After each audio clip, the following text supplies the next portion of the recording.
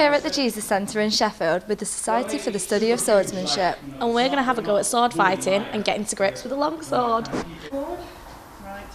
You've got your hands in that position, you've got it up in there. I just want you to... Well, that's fine, I'm just thinking of the beginning. It starts with his root, straight with back. straight with the short edge. Why did you choose to get into swordsmanship? I'd been doing martial arts for the previous 20 years and had kind of reached the stage where in terms of the Japanese stuff I was doing, I was too old to do the break falling and started going to the armories to have lessons in German longsword.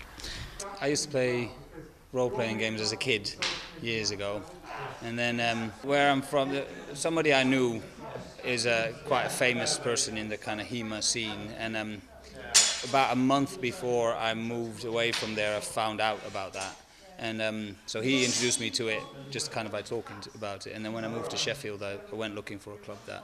I went to a fair at Norfolk Park about 8 years ago, and there was a lot of reenactors there, and I got involved doing a practical group, and it was me, one other guy, lots of kids doing it. So how long was it before you became an instructor? It was just a progression, if you like, from doing it long enough. Eventually you decide that you probably need to teach and they send you on a course and you get insured.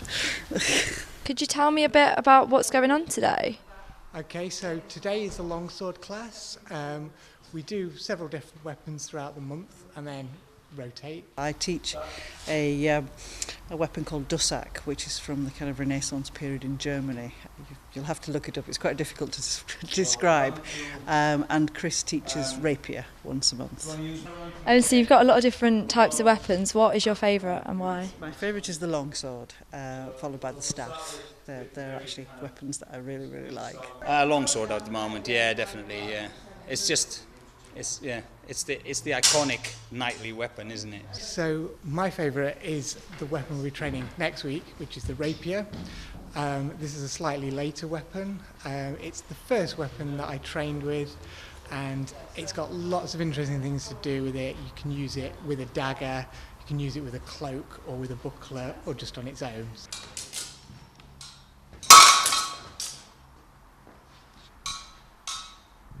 The Society for the Study of Swordsmanship is a group of sort of Western martial arts classes that was set up about 13 years ago. What benefits have you gained from doing it? There is the physical part, actual getting at the sword, getting sweaty with it, fighting people with a sword, but also for me I like diving into the manuscripts and trying to figure out what they say, because it's all they didn't have any editors back then. Well, you become fit because these things are quite heavy. They're usually about kind of 1.5 kilos, and mine, the one I have at home that I had made for me, is slightly heavier than that. The benefits are that you're bingo wingless, which is my personal favourite. I would say that it's probably limited in terms of self-defence, but you do gain a lot of confidence through the fact that, as you can see behind me, people are slinging large pieces of weapons at each other. So you know, you learn to stand still. So how can people get involved if that takes their fancy?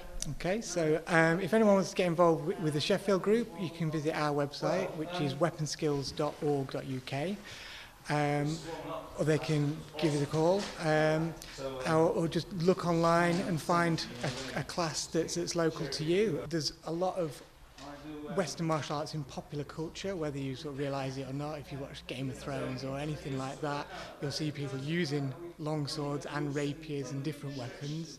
Have a look online for the weapon that you like the look of or want to train in, and see if you can find a group. Okay.